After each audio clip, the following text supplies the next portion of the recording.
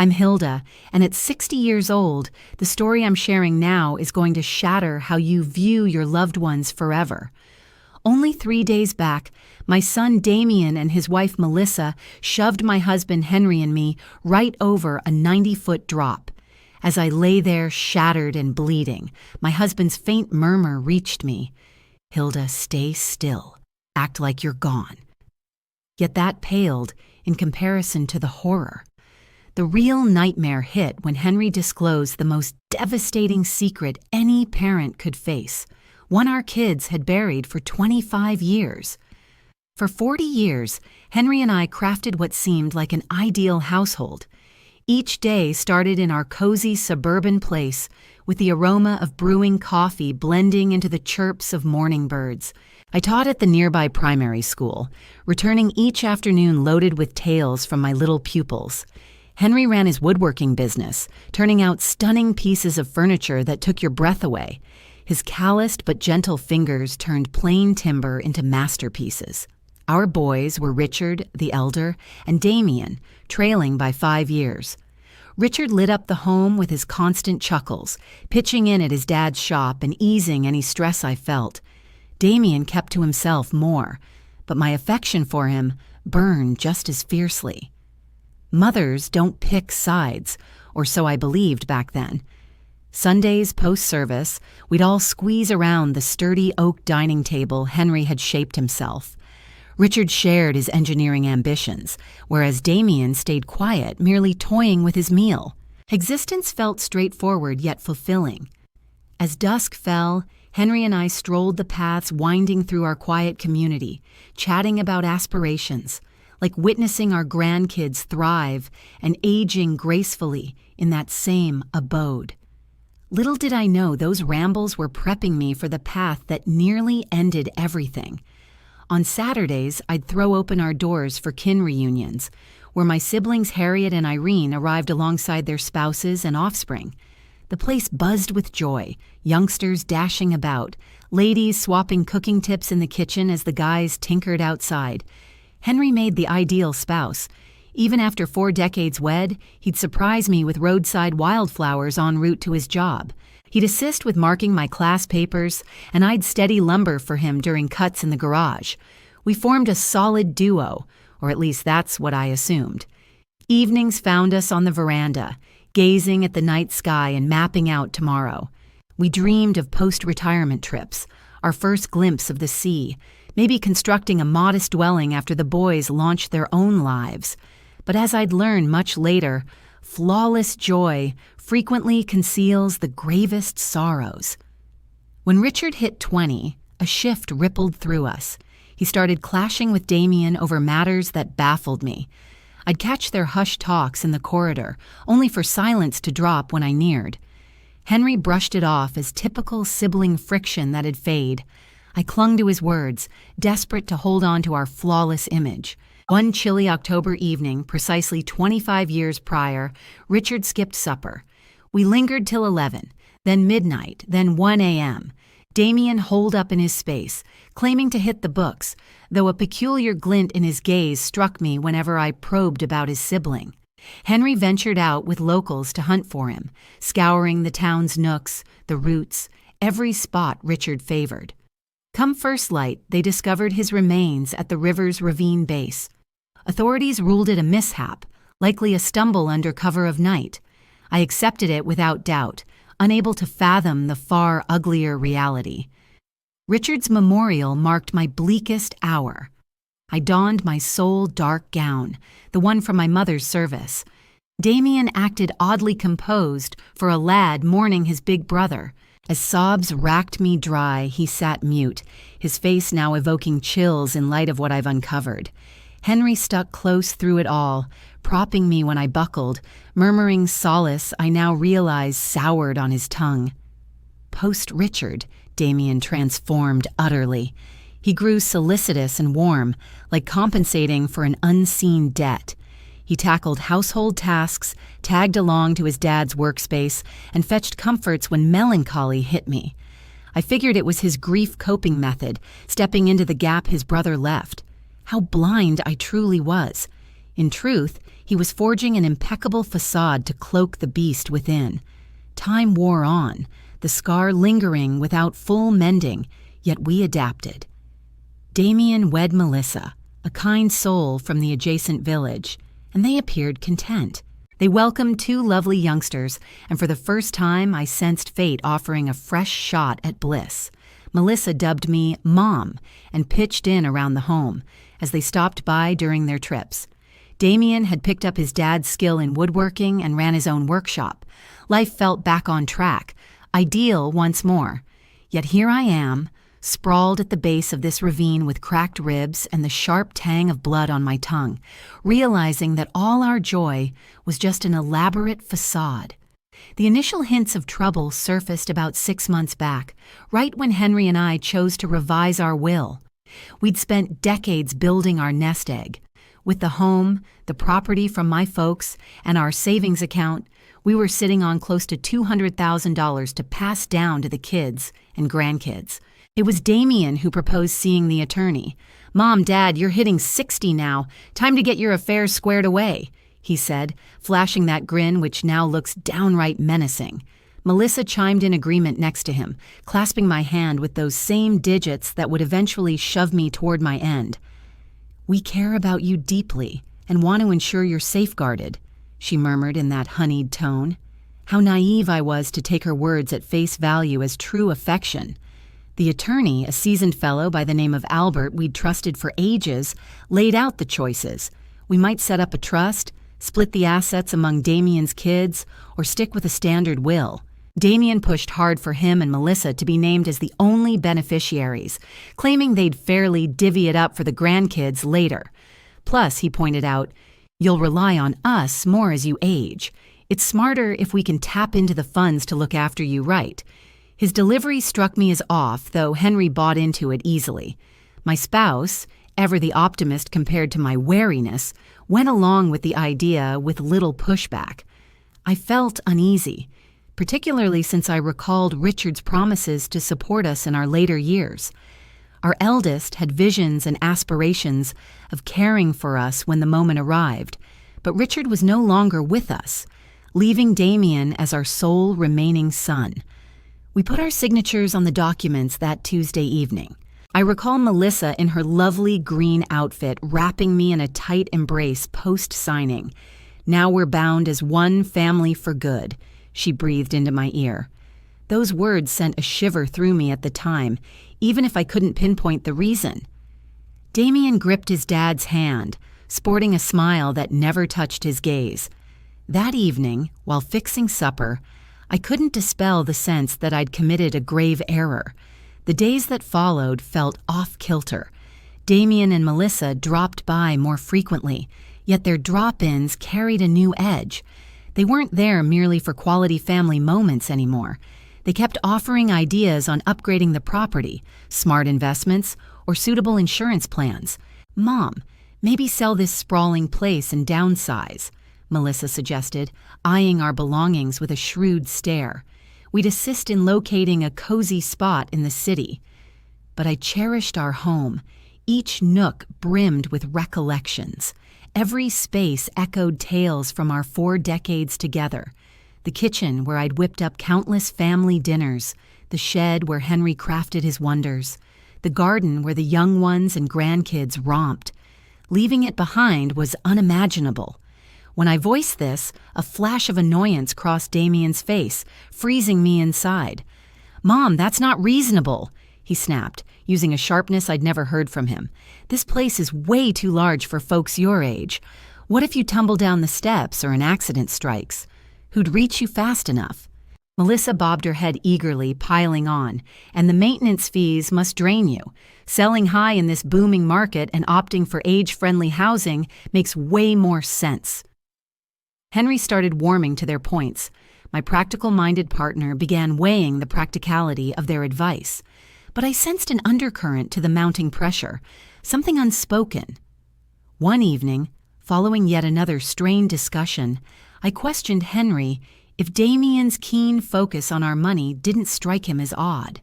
"Hilda, he's only looking out for our well-being," he responded mid-toothbrush. Perhaps we ought to heed his input. We're past our prime.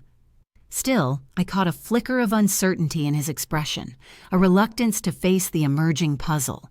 Looking back, I see Henry had begun piecing together clues I hadn't even spotted. The situation intensified when Damien proposed granting him authority over our accounts. Purely as a safeguard, he assured us, as Melissa brewed tea in our space like it was hers. Should illness hit one of you or health troubles arise, we could handle things smoothly without court hassles.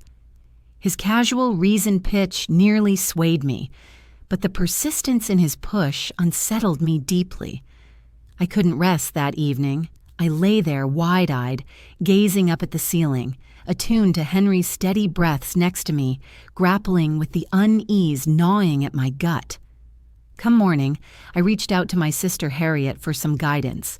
She'd always possessed a keener edge than I did, quicker to spot hidden motives in others. As I recounted Damien's insistence on managing our funds, she fell quiet for what felt like ages. "Hilda," she uttered at last, "doesn't it strike you as odd that Damien's so eager to dictate your finances? After all, he's got his own thriving enterprise. He's solid on the money front. What drives him to oversee your accounts like that?" Her observation struck like a sharp sting. She had a point. Damien had never hinted at money woes, never asked for loans, never indicated any reliance on our support. Later that day, as Damien arrived for yet another discussion on our prospects, I chose to address him head-on. "Son," I began while we settled in the lounge, "why does gaining authority over our monetary matters mean so much to you? Your dad and I are still sharp and capable." His response came swift and revealing. His features tightened, and briefly a chilling, scheming glint flashed in his gaze, evoking a stranger, something perilous. "Mom, it's not regarding dominance," he shot back, voice strained. "It's rooted in affection, concern, and familial duty." Yet the phrase familial duty emerged more as an ominous warning than a heartfelt sentiment.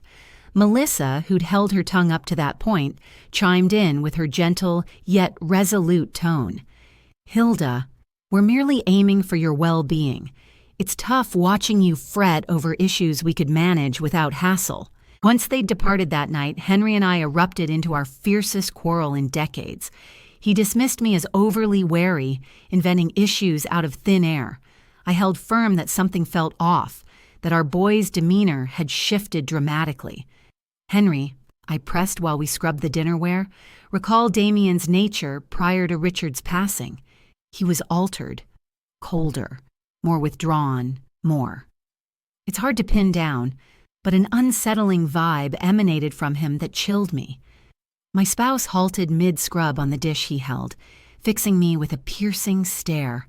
In his expression, I caught a flicker I'd never noticed earlier. Acknowledgement. "Hilda," he murmured softly. "Certain details about Richard's demise I kept from you all this time." My pulse raced wildly as if my heart might burst free. Henry's revelation jolted me like thunder. "What precisely concerning Richard's death?" I inquired, my words quivering.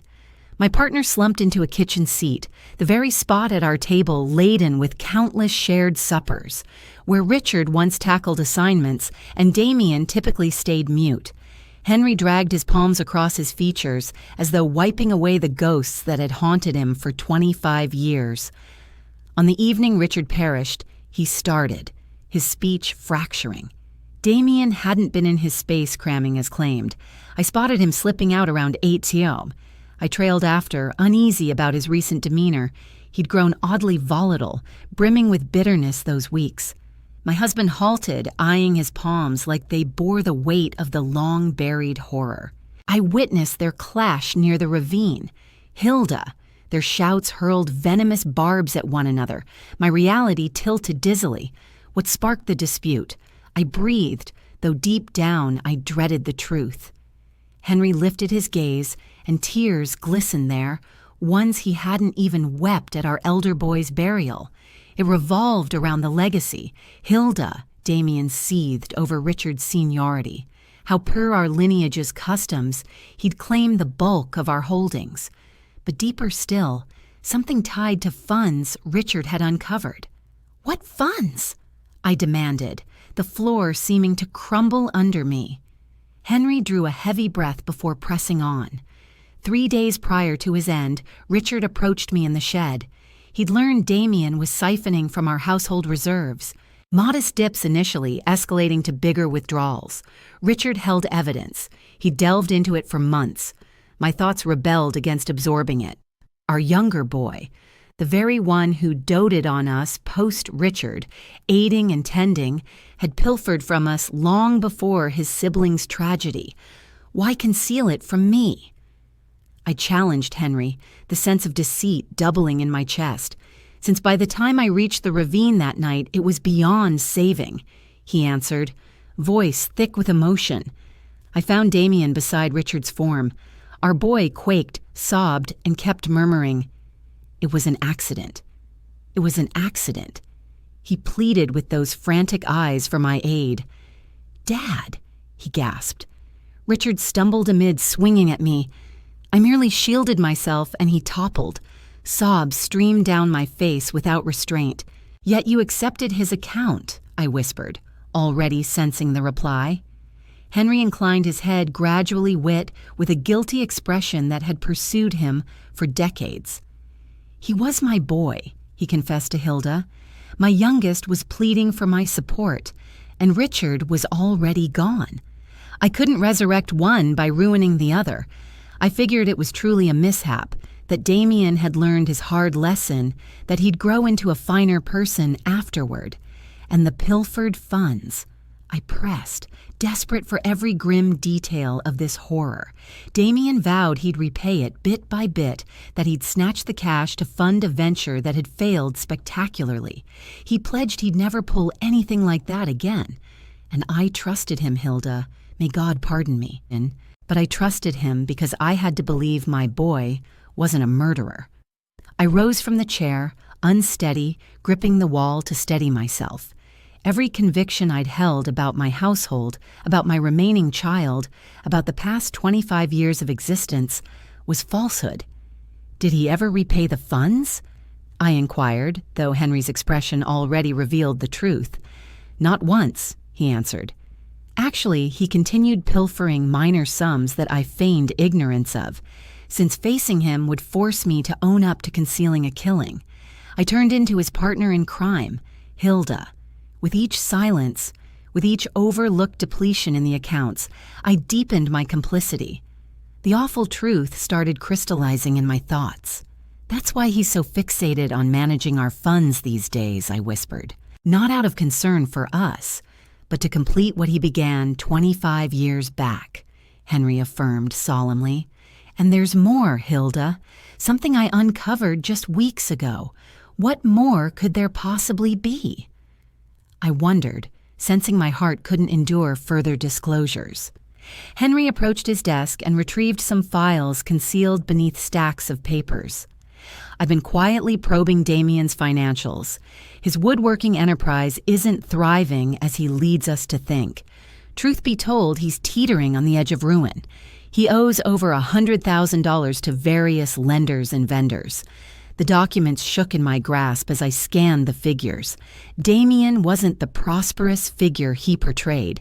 He was a frantic flop, subsisting on deceptions and pilfered cash for decades. "Does Melissa have any inkling of this?" I queried, recalling her warm grin and affectionate embraces. "She's undoubtedly aware," Henry stated. "I've observed how she steers discussions whenever our finances arise, how she probes with pointed queries about our reserves, the property's worth, our coverage policies. Those aren't harmless inquiries, Hilda. They're from someone tallying precisely the value of our demise." That declaration sent shivers down my spine. "Our demise," I echoed softly. It marked the initial instant I'd entertained that Damien might intend us bodily harm. Prior to then, I'd assumed he merely sought to swindle or defraud us. Yet if he'd slain his sibling for gain, what barrier would prevent him from dispatching his folks for identical motives? "Henry," I urged, clasping his hands, "we must alert the authorities. We need to reveal the facts about Richard and the current threats." But my spouse shook his head, his gaze filled with despair that shattered me. What proof do we have, Hilda? I'm entangled in the cover-up of a slaying. If I speak out now, I'll end up imprisoned as well. And who would credit a 65-year-old who's harbored this burden for 25 years?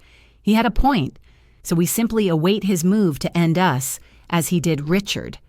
We'll stay extremely vigilant, Henry assured, attempting to project assurance he lacked. We'll devise means to safeguard ourselves, to compile proof. But his statement halted at the ring of the telephone. It was Damien. "Hello, Mother," he greeted in that charming tone that now struck me as ominous. "Melissa and I discussed it, and we think it'd be lovely to mark your 40th anniversary with a unique treat.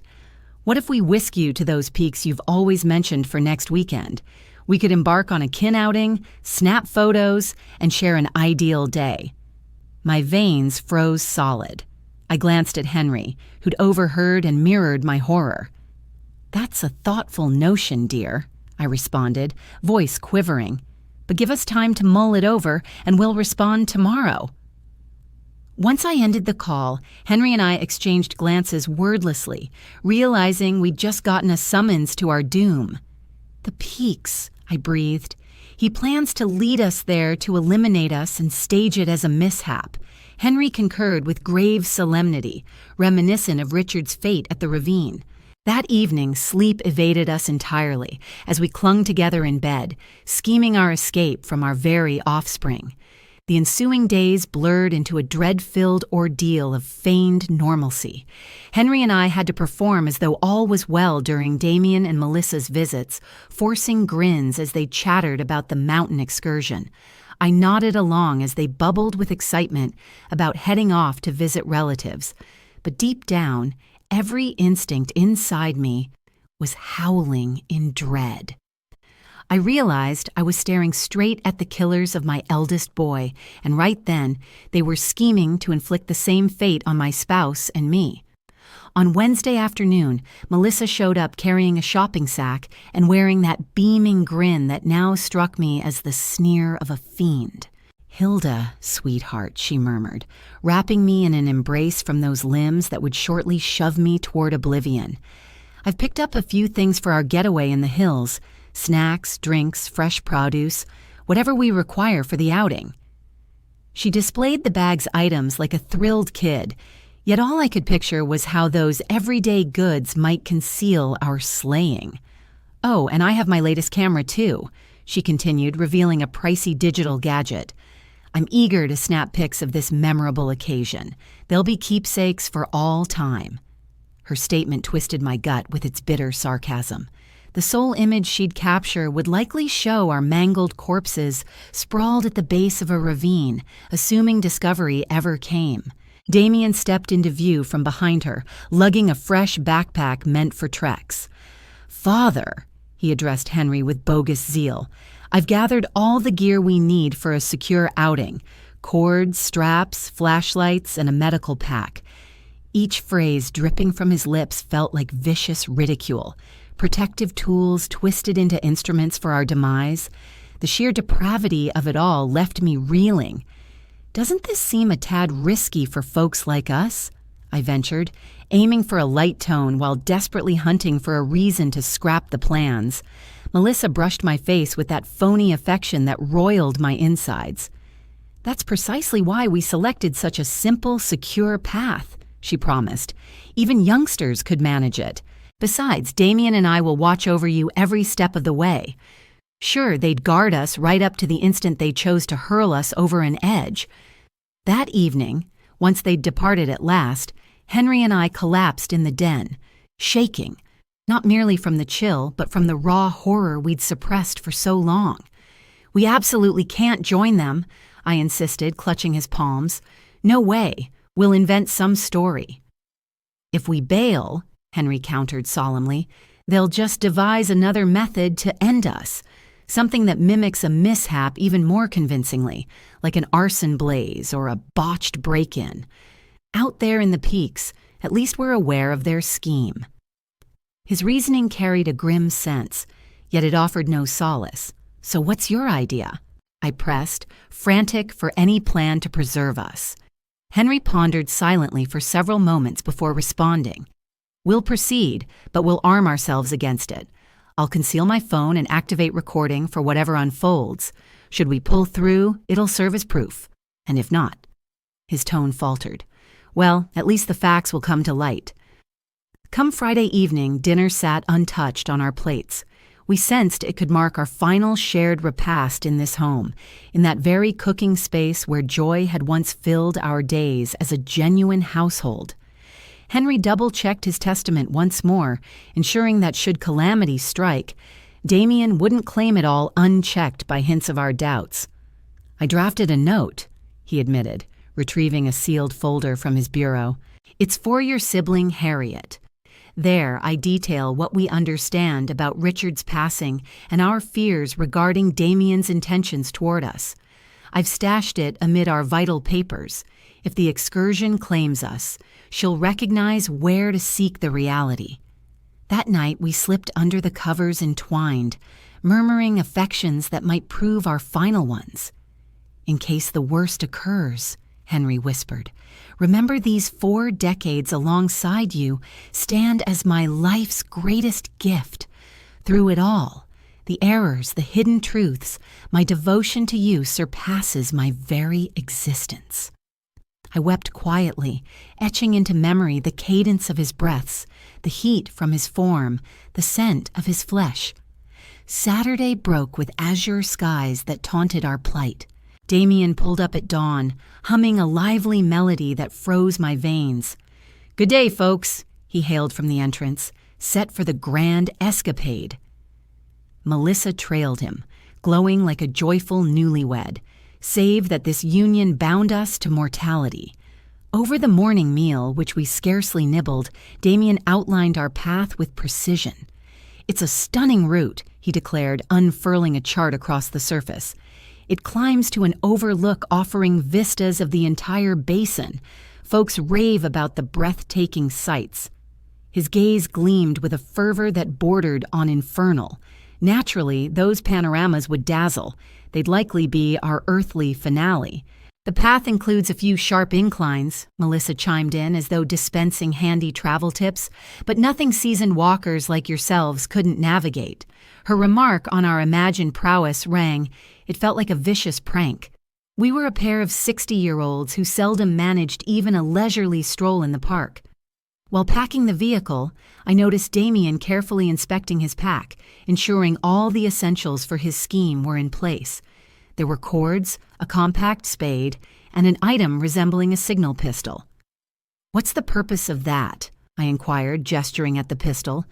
"Just for protection," he answered seamlessly. "In case we wander off or trouble arises, we can fire off a rescue alert."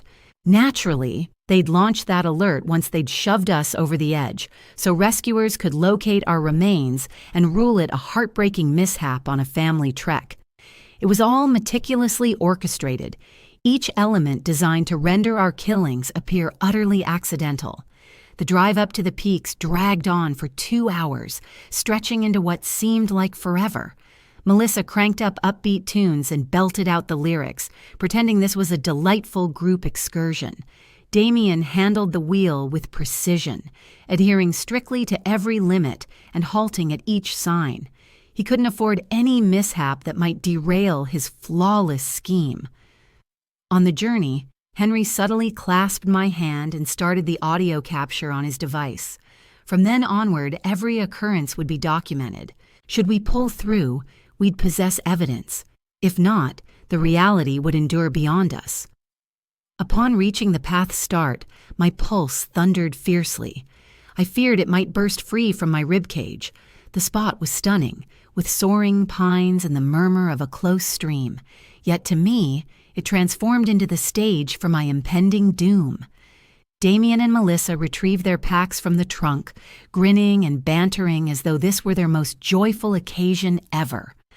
"Set for the thrill?"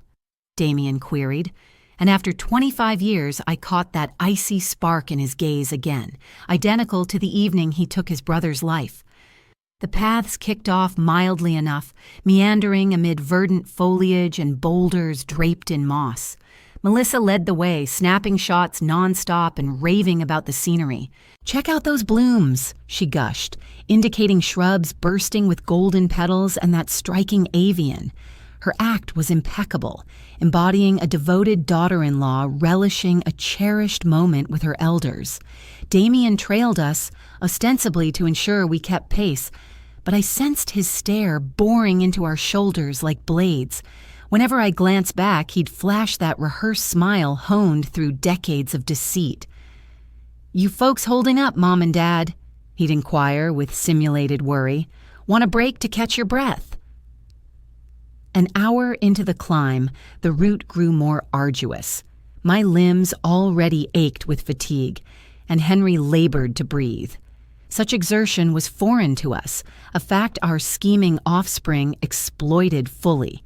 They'd selected this path to wear us down, leaving us ripe for the moment they'd strike. "The overlook's just ahead," Melissa declared. Though the chart I'd glimpsed back home suggested at least another hour's trek, her falsehood verified they aimed nowhere near the true vantage. Their chosen killing ground had to be far nearer.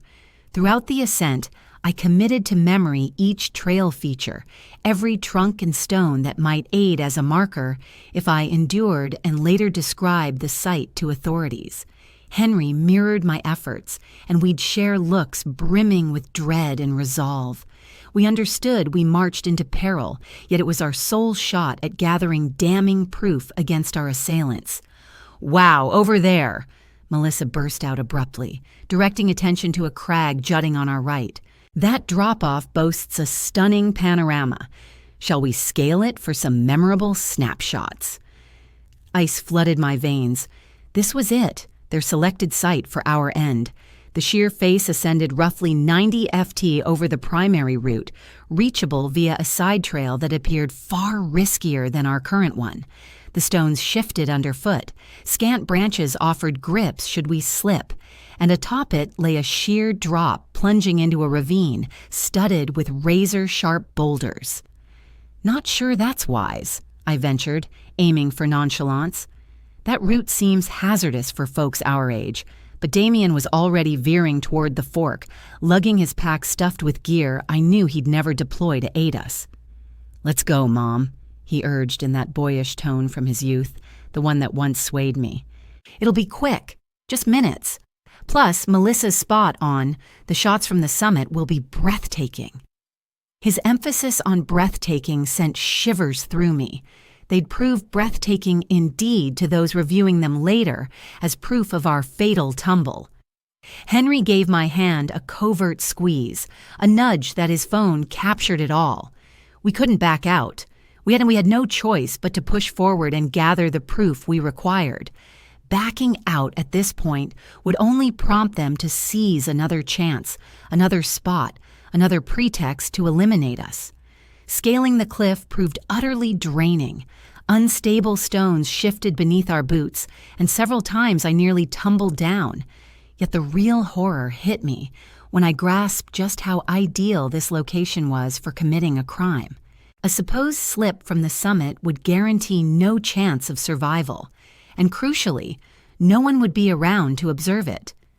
"Nearly at the top," Melissa called out from ahead, where she'd already reached with the precision of someone who'd mapped the path meticulously. Damien trailed after her, then assisted Henry and me in navigating the final stretch. His grip on my arms resembled the talons of a predator bird. The vantage point truly offered a stunning vista. From up there, the entire valley stretched out, flanked by distant peaks and a river snaking amid the foliage. Under normal conditions, it might have been a cherished family memory, but armed with my knowledge, the scene transformed into an eerie backdrop for a horror tale. "Get into position for the shots," Melissa directed, situating herself close to the brink. "I need the valley behind you." Henry and I inched forward cautiously, each footfall drawing us nearer to what felt like our end. I noticed Damien maneuvering behind us with calculated intent, assessing positions and gauging the drop. "Ideal," Melissa declared, lifting her camera. "Now embrace and grin." Henry and I clasped each other, likely for the final occasion, as she snapped image after image. Each burst of light felt like a thunderclap, heralding the impending catastrophe. "One additional shot," Damien proposed, edging nearer, "but retreat a bit this time for a superior view of the scenery." That single step backward aligned us precisely with the cliff's rim. Henry and I shared a glance. The moment had arrived. We complied, sensing the firm earth vanish beneath us, replaced by the sheer void of the chasm. Melissa hoisted the camera once more, yet now her gaze held something altered. The facade had crumbled. Pretense was unnecessary. "Grin!" she commanded, her tone stripped of any warmth. "This will be your final snapshot." In that instant, Damien surged at us, arms extended. Their scheme was straightforward. Shove us rearward into oblivion, capture pics of the mishap, then descend to inspect our mangled remains. But Henry had anticipated this. At the critical juncture, he seized Damien's wrist and yanked him ahead. "If it's our end, you'll join us," he roared with a rage I'd never witnessed in him. Briefly, the four of us balanced precariously on the ledge, entangled in a grim struggle teetering between survival and doom. Melissa shrieked and reached for Damien, but our collective mass overwhelmed the edge. I sensed the surface crumble underfoot, gravity gaining the upper hand. Then we all plummeted as one, entwined in a fatal hold, cries piercing the rushing wind, while the jagged terrain rushed upward at a terrifying pace. During those endless instants, my mind flashed to Richard and the terror he must have endured when Damien hurled him into the ravine 25 years prior. The collision was devastating. I registered the sickening crack of bones, my frame splintering against the boulders. Agony beyond words engulfed me. Worse still was the metallic tang of blood on my tongue and the conviction that Damien had triumphed this round. No observers remained to reveal the reality, yet Henry's faint but resolute voice cut through. "Hilda, stay put. Pretend you're gone." And suddenly an astonishing truth dawned. I endured. The torment was so overwhelming it threatened to shatter my sanity. Every part of me throbbed in torment. Warm fluid trickled across my features, and a damp, viscous substance drenched my attire. But Henry's directive resounded like a sacred order. Feign death. Summoning reserves of resolve I never knew existed, I lay motionless, even regulating my breaths to near silence. Nearby, pained whimpers emanated from Damien and Melissa. They'd endured the plunge too, though their wails suggested far graver injuries than ours. "Melissa," my son's fractured tone pleaded, "are you all right?" His worry for her twisted my gut. This individual who'd slain his sibling and attempted our demise retained affection for another. "I believe my leg's fractured," she groaned. "The pain's excruciating, Damien, and the elders." The contempt in her label for us solidified my suspicions. We'd never qualified as kin in her eyes, just barriers to her inheritance. I detected rustling as if Damien dragged himself our way. My pulse raced wildly, fearing detection. "They're finished," he declared. After what seemed like hours but was only minutes, he declared that both had their eyes wide open, yet they weren't breathing. That deception sparked an odd optimism in me. If he thought we were gone, perhaps we'd get a shot at survival. "Excellent," Melissa murmured, her tone laced with a glee that sent ice through my veins. "It went off exactly as we intended." Except for the twist where we tumbled down as well. Her sharp, mocking chuckle echoed in my ears. At least we don't have to fake affection for them any longer. For what dragged on like forever in those moments, Damien and Melissa hashed out their predicament. They were both hurt, but mobile enough. Their new scheme was to inch along until they reached a spot to summon aid, then spin the tale of narrowly escaping a devastating mishap that claimed their unfortunate grandparents. "Stick to the script," Damien instructed Melissa. We were snapping photos when a stone gave way beneath Dad's boots. He stumbled, and in reaching out, dragged Mom down too. We rushed to assist, but we slipped in after them. Crucial that our accounts align. Got it, Melissa shot back. We've rehearsed this endlessly. We're the shell-shocked remnants of a family catastrophe. Poor us. We've lost our beloved in-laws in a dreadful fall. Her act was so polished that, had I not endured the reality, I'd have swallowed every syllable. Slowly, their chatter receded as they slithered toward what they figured was rescue. Once quiet settled in, Henry breathed my name so faintly it was almost lost. "Hilda, you all right?" I replied in kind, assuring him I was still kicking, though badly damaged. "My left leg's shattered," he shared, his words thick with agony. "And I suspect some cracked ribs, too. How are you holding up?" I scanned my injuries in my mind. A sharp ache pierced my right arm. My skull pounded like it was under assault from a mallet, and my shoulder was surely out of joint. But I was breathing. That beat my expectations. We're in rough shape, but hanging on. I breathed. It powers up, but no bars this deep. That hit hardest in our plight. We'd made it through, yet we lay pinned at the ravine's base, wounded, cut off from any contact beyond. Without searchers, we'd perish gradually from dehydration, starvation, or infection. "Henry," I hissed, "before time runs out, spill it all." The real events of the night Richard passed. My spouse exhaled heavily, as if he'd anticipated this reckoning for a quarter-century. That evening, he started, his tone quivering. Richard stormed into the shed to track me down. He was raging, clutching documents, bank records. He revealed proof that Damien had siphoned funds from our holdings for months. Modest dips initially, escalating to bigger hauls. Richard had dug in after spotting irregularities in our nest egg. The bodily torment blended with heartache as the long-buried facts unfolded. "Richard aimed to challenge Damien right then," Henry went on. "I urged restraint, pushed for mourning, but he wouldn't budge. He claimed insomnia haunted him, aware his sibling was robbing us blind. And you trailed him." I pressed, despite sensing the truth.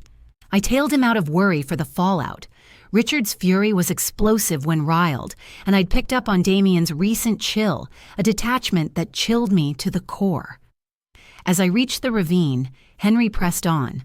I caught them in a heated clash. Richard brandished the documents, thrusting them at Damien's face. "You're a crook," he bellowed. "Plundering your own folks." Damien rejected it outright. He called Richard deranged, accused him of fabricating lies. My pulse quickened, picturing my boys locked in shadows, one charging the other with treachery. Then what? Henry hesitated ages before resuming. Richard warned that without restitution and full admission to us, he'd expose it all. Damien lost control. He screamed Richard had forever been the golden child, handed life on a platter, that the scales needed tipping. And there, Henry's words cracked. Damien shoved Richard. No mishap. A forceful, intentional thrust. I watched Richard fight for footing, limbs thrashing wildly for purchase, but the edge claimed him. Sobs coursed down my face, mingling with the ooze from my gashes. Why hide it all these years? Henry drew a ragged breath, because by the time I arrived at Damien's side, he was sobbing, shaking, insisting it was unintended, a slip. He pleaded for silence, said he couldn't bear losing you on top of this. "But you saw through the deceit," I whispered, soul deep. "Yes, yet he was my boy, Hilda, and my only remaining child. How could I hand him over to the authorities? How could I shatter the remnants of our household? His excuses wounded me as deeply as the bruises on my body, and that pilfered cash," I pressed on. Damien assured me he'd pay it back gradually. He vowed it was a foolish mistake, born of desperation, and swore it wouldn't recur. Yet he never repaid even a cent. Instead, he persisted in his thefts, and I stayed silent, each passing day binding me tighter as his partner in crime. Suddenly, distant shouts echoed around us. Damien and Melissa had summoned aid. Before long, emergency crews would arrive, and our killer offspring would deliver the performance of a lifetime, heartbroken victims of a household catastrophe. The calls grew nearer, mingled with the whir of choppers circling overhead. The responders were here, ushering in the pivotal instant of our existence. Henry and I faced a split-second choice. Did we maintain our feigned demise until the ideal chance to expose the reality, or gamble on survival alongside our assailants? "Hilda," Henry murmured with urgency. The recorder captured every word from up top. "We've got Melissa's admission of the scheme. Damien's own words label us as barriers. It's all there." But should they discover us breathing now, they could erase the proof before we delivered it to officials. He spoke true. If Damien and Melissa learned we'd endured and overheard their admissions, they'd devise a permanent way to hush us. No more mishaps. This would be swift and final. We needed to bide our time for the flawless opening. "They're below." Damien's cry rang out from the ridge. "My folks, please rush." His act was flawless, his tone fractured by grief and anguish. Without the facts, I'd have trusted him as a boy crushed by his parents' demise. "Sir, compose yourself," a commanding tone responded, likely the lead rescuers. "We'll descend to assess. You and your spouse, step back." I caught the rustle of cords and gear, readying for the drop. Melissa had honed her portrayal of the bereaved spouse. "This can't be real," she wept. "We were snapping photos, full of joy. It struck so suddenly. A boulder gave way and they tumbled. Each phrase pierced me like a blade, knowing she'd spin that tale to cops, press, and anyone eager for her account. The team started rappelling. Their chatter drew close, boots scraping stone, gear jingling. Henry gave my hand a subtle press, signaling we must uphold the ruse regardless. "We've spotted them," a rescuer bellowed on reaching us. "2 victims at the ravine's base." He neared and inspected. I held my lid shut, breaths feather-light, barely there. His fingers sought my wrist for a beat, his head near my lips, probing for air. "This fellow's got a weak beat," he declared of Henry. "The lady, uncertain. Get medics here now." My pulse surged. The strategy held. They'd see Henry teetering on the edge but clinging, while I hovered near the brink. No urgent danger. Over those endless minutes, the medics tended us. I sensed the masks sealing over my face, probes on my gashes, straps binding me to the litter. All the while, I battled urges to blink awake, cry out, end the charade. "Males steady but grave," a medic relayed via radio. "Females dire, beats faint as a whisper. Evac to the ER, stat. Ideal. They'd ferry us to the facility, granting us a shot to brief the law without Damien and Melissa quelling us. As litters rose, I overheard Melissa's feigned wails and the rescuers' soothing replies to her and Damien. "You showed real courage enduring this," one told her. "I wonder you're mostly unscathed." Little did they know the true wonder was Henry and me, breathing to unveil the facts. Aboard the medevac chopper en route to the clinic, I sensed Henry beside me on his gurney. The crew fixated on his stability. Their talk revealed his state as dire. His hurts outstripped mine, and in a harrowing instant I dreaded he'd slip away before we could unmask the scheme. "Ma'am," a medic addressed me. "If you're aware, hang in there. Hospital's almost here." In just moments, his tone softened, carrying a real empathy that stood in sharp contrast to the lies I'd endured from my family. As soon as we reached the hospital, pandemonium erupted. Medical staff dashed back and forth, barking commands in jargon beyond my grasp. They wheeled me straight into an ER bay and started tending to my wounds right away. I forced myself to stay limp, feigning oblivion, yet I desperately needed to signal someone reliable. "Doctor," a nurse remarked, "her vitals seem off. Her heartbeat's too robust for what her state suggests." My pulse raced in panic. They'd caught on. My acting was so lousy that my physiology was giving me away. The doctor replied softly. "That can occur in severe shock scenarios. The human form has odd methods of holding on. We'll monitor closely. The coming hours are vital. We've exhausted our options for now." Melissa let out what passed for a pained whimper. though to my ears it rang like a breath of ease. "Can we visit her?" Damien inquired. "Only briefly. We just want to bid farewell in case." The doctor consented. Moments later, footsteps neared my bedside, the riskiest instant yet. Now I had to persuade my killer offspring that my end was truly near. I sensed Damien hovering beside me. His fingers grazed mine, and it took every ounce of control not to yank back. "Mom," he breathed. "If you're aware, I need you to hear this. I love you. I'm truly regretful for all this." His speech dripped like tainted nectar, charming outwardly, lethal at its core. Melissa sidled up from the opposite edge. "Darling," she cooed, "you've meant the world to me, like family. We won't ever let your memory fade." Deceiver. They'd only recall me because the weight of their crime would haunt them forever. But then Damien bent toward my ear and hissed words that froze my veins. "I trust you've grasped the point, Mom. Poking into our money matters was a grave error. Certain secrets deserve to stay interred, much like Richard." Right then, I realized our scheme had succeeded. Damien's slip was an outright admission, unrecordable though it was, with a nurse present who'd caught it all. His murmur lingered in my mind as proof of his crime. He'd invoked Richard, conceded that hidden facts warranted burial, and linked our inquiries into accounts to the crash. Still, I craved something ironclad, an unambiguous admission no one could twist or retract.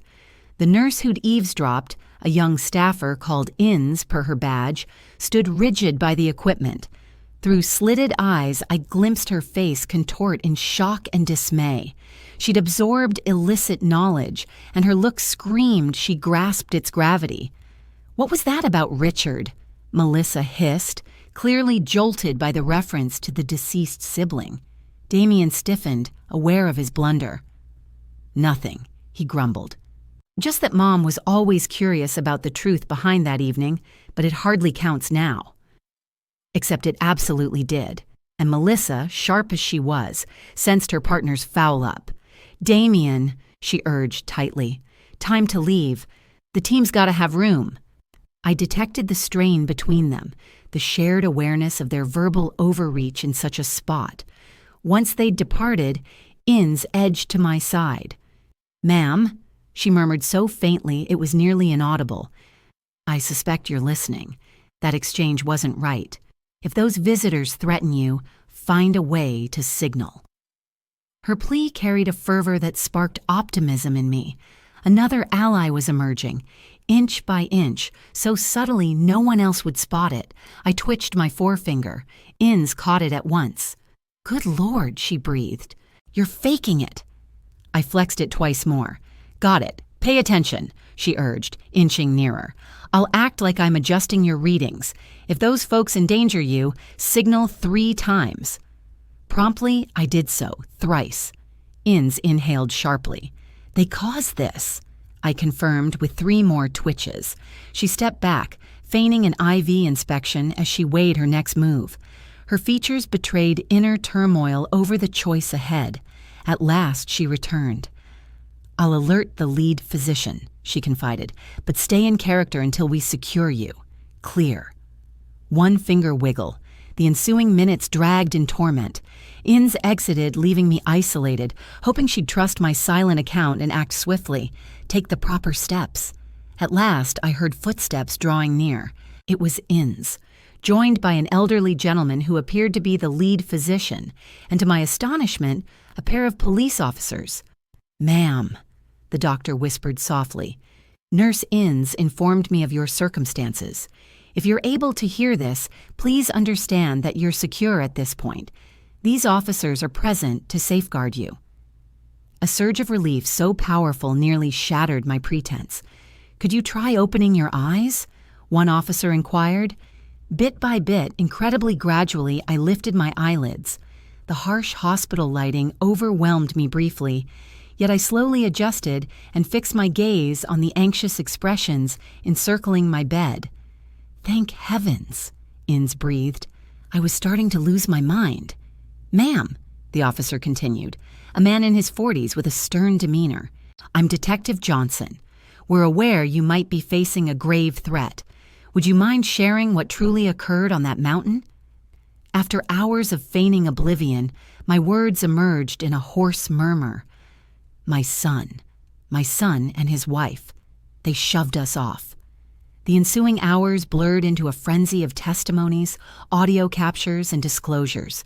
I revealed every detail to Detective Johnson: Richard's demise, Damien's embezzlements, the coercion to alter our will, and ultimately the scheme to kill us on the peak. Yet the key piece was the audio on Henry's device. Did your husband capture proof? The detective probed, his gaze alight with interest. Indeed, I affirmed.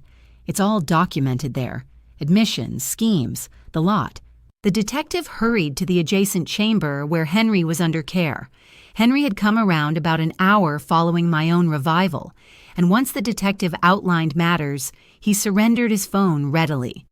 This covers it all, he declared in a frail yet resolute tone. 2 years of deceit plus the facts of today's events. As forensic experts scrutinized the audio, Damien and Melissa lingered in the lounge area, maintaining their facade of grief-stricken kin to fellow visitors. Unbeknownst to them, their meticulously staged act was on the verge of total collapse. The evidence is unmistakable, the detective declared after 60 minutes. Explicit admissions regarding Richard's killing, confessions of fund misappropriation, and solid proof of deliberate assault with intent to kill against you both. That's ample grounds for detention. Will you apprehend them on sight? I questioned, anxiety flaring over our vulnerability, especially if they discover we're alert and cooperating. The detective inclined his head, grasping my fears.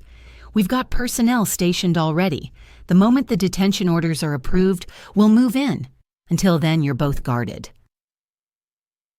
The twist of fate didn't escape me. Down in the lobby, Damien and Melissa were likely chatting with other families, accepting sympathies for our supposed passing, scheming over the burial and estate matters. They remained oblivious that, mere floors above in the recovery suites, we were dismantling their elaborate web of falsehoods. Any other details? The detective inquired, retrieving a sheaf of documents. Following your account, we delved into your son's accounts. He's not merely insolvent, as you guessed, but deeply indebted to some ruthless figures, unlicensed creditors who brook no delays. A chill gripped me. So we weren't merely a hindrance to him. He verified it. The detective explained that you represented his sole escape. Your legacy would settle his obligations and grant a fresh start. Absent that, he'd likely meet a grim end shortly. This insight deepened the sting of treachery. He hadn't viewed us solely as barriers. We'd been his monetary lifeline. Our demise wasn't merely useful. It was essential for his very existence. And our grandkids, I ventured, a fresh pang hitting at the image of Damien and Melissa's blameless offspring. Child welfare will assume interim guardianship, the detective responded kindly. That said, you might petition for it post-recovery. The notion of nurturing the kids of our assailants was daunting, yet it offered the sole path to redeem this horror. Those youngsters bore no fault and merited upbringing in a genuine, loving environment, free of pretense. Now's the moment, the detective stated as an officer stepped in, bearing the paperwork. Authorizations are in place. Time to take them into custody. From my room's vantage overlooking the lot, I spotted officers subtly maneuvering into place.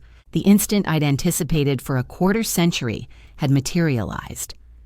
Damien Black and Melissa Black, resonated the commanding officer's authoritative bark. You're being detained for the slaying of Richard Black and the premeditated assault on Hilda and Henry Black. The ensuing hush was profound. Then Melissa's frenzied cry pierced the air. What on earth are you saying? We're the ones who've suffered here. You... My in-laws had perished in an accident, she claimed, but the officer responded with steady composure. Actually, ma'am, your in-laws are very much alive, and they've supplied irrefutable proof against you for your offenses." A heavy hush fell over the room, broken only by Damien's frantic wail of denial. "No way, that can't be. We witnessed their deaths. They were gone for good." His unintended admission was swiftly documented by the officer's devices, bolstering the prosecution's arsenal even further. Over the crackling radio, I caught Melissa turning on Damien with accusations. "This was entirely your scheme. I never agreed to any of it. You made me go along." Damien fired back in a fit of panic, yelling, "It was your idea to use the cliff. You orchestrated the whole thing." Within moments, their long-standing partnership crumbled as both scrambled to protect themselves alone. An hour afterward, Detective Johnson stepped back into my hospital room, his face bearing a blend of triumph and regret. "We've got them in custody, heading to the precinct now," he told me. "Each one's pointing fingers at the other, which just solidifies what we have on them. But there's one more detail you should hear." "What now?" I wondered aloud, bracing myself since I doubted my emotions could take another blow. "While making the arrest, we discovered this inside your son's bag," he explained, holding up a compact voice recorder. "It seems he'd been secretly taping his talks with you and your husband over recent weeks, likely to gauge if you were on to their plot." A chill surged through my veins. "What does that imply?" The detective let out a weary breath. "It suggests he realized you were piecing together the reality, that outing to the mountains wasn't some last-minute whim. It stemmed straight from your growing doubts." In a clip from the device, Melissa's voice rings out plainly. "We need to move quickly before they alert the authorities." The sheer intricacy of their scheme and the icy precision behind it left me gasping. This went beyond merely intending to end our lives. They'd been eavesdropping on our exchanges, assessing how much risk we represented to their freedom. We were like lab rats navigating a labyrinth, under constant scrutiny from our own kin. "One more thing came up during our probe into his money matters," the detective went on. "Your boy didn't just rack up debts with shady creditors. He'd also faked your name on multiple papers in bids to tap into your savings. Had you met your end up there, he'd have seized control of everything you owned without delay. Each fresh disclosure felt like a fresh wound. Not only had my child plotted my demise, but he'd been pilfering from me, counterfeiting my autograph, and shattering every bond of familial loyalty I'd worked so hard to nurture in him. How much had he taken altogether?" I inquired, even as I dreaded the figure. "Roughly $50,000 across the past 5 years, the detective answered. "Bits and pieces he figured would slip under your radar, yet they piled up into a hefty total. The nest egg Henry and I had built through years of toil, scrimping and saving, had unwittingly funded our son's extravagant ways, even as he schemed to wipe us out. The ensuing hospital days blurred into a frenzy of statements to law enforcement, consultations with attorneys, and inquiries from journalists who'd latched onto the scandal. The regional outlets dubbed it the ugliest parental betrayal in 10 years, and national reporters clamored for our first-hand account. My sibling Harriet rushed over from the nearby community in tears, enveloping me in an embrace like we'd been parted for ages. "Hilda," she kept murmuring. "I'd always sensed something off with Damien since Richard passed, but I couldn't fathom he'd stoop this low." Her reassurance eased my heart a touch, validating that my parental intuition hadn't been entirely off base. "And what of the little ones?" I pressed, referring to my grandkids now under the care of child welfare authorities. "I visited them just yesterday," Harriet said with sorrow. "They're bewildered, wondering why Mom and Dad can't return. At their age, grasping the full horror is beyond them." Our attorney, the very Albert who drafted our estate plans, visited bearing updates on the proceedings. "The evidence is airtight," he guaranteed. "Those audio files, the admissions caught at the time of capture, plus the trail of financial irregularities, it's a lock for hefty penalties they can't dodge." Yet he dropped a bombshell that sent ice through my core. Still, they're angling for a lighter charge via a plea deal, insisting it sprang from impulsive rage rather than deliberate intent. A crime of passion. I burst out in outrage. They'd mapped it out for weeks, acquired gear for the job, and picked the ideal spot. Albert inclined his head solemnly. Absolutely, and our proof shows clear forethought, but their counsel will push the narrative of a rash choice driven by dire money woes. The notion that their punishments might lighten for such atrocities ignited a blaze of anger in me. They'd taken Richard's life. They'd attempted to eliminate us. They'd siphoned our funds for years. And here they were, eager to paint themselves as casualties of fate. What options do we have? What can we do to make sure they face the consequences they deserve? I inquired. Take the stand, Albert answered straightforwardly. Your account, along with the mountain of proof, will be essential for the jurors to grasp the real extent of these offenses. But be prepared. Confronting your son in the courtroom will take a heavy toll on you emotionally. He wasn't wrong. The thought of meeting Damien's gaze amid the proceedings, enduring his attorney's attempts to rationalize the indefensible, and openly revisiting every agonizing instant of this ordeal, filled me with dread. Yet it was my duty, for Richard, for our family, and for my grandchildren, who need to uncover the reality about their parents. 3 weeks following the arrest, Henry and I could at last return home. Our injuries had mended sufficiently for us to get around, though he relied on crutches and my arm remained supported in a sling. The house seemed alien, like a stage emptied after the performance concluded. All was untouched from our last family excursion. Dishes from breakfast lingered in the basin. The bed lay rumpled. The blooms Damien had gifted me that week sat on the kitchen counter, now shriveled and lifeless. It felt as though the clock had frozen right when our everyday existence shattered irreparably. Will joy ever return to us? I wondered aloud to Henry that initial evening home as we rested in our accustomed bed. With his good arm, he pulled me close and exhaled heavily. I'm not sure, Hilda, he admitted, but we're still here. Truth is our ally now, and after 25 years, we can finally escape the burden of hidden truths. The court case commenced half a year afterward. During my turn on the witness box, I locked eyes with Damien for the initial time post-arrest. There was no regret, no sorrow evident. The boy I'd nurtured was absent.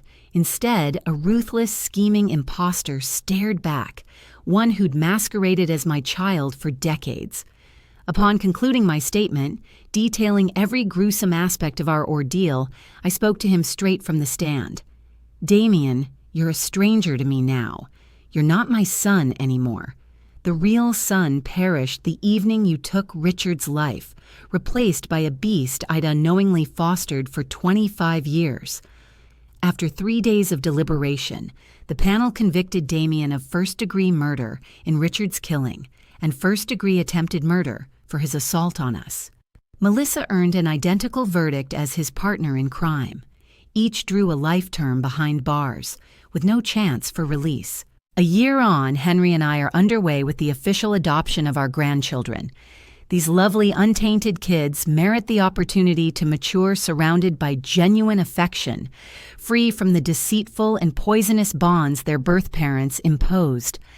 Each bedtime, as I settle them down, I share stories of their Uncle Richard, the sibling they never met. I describe his compassion, his integrity, his aspiration for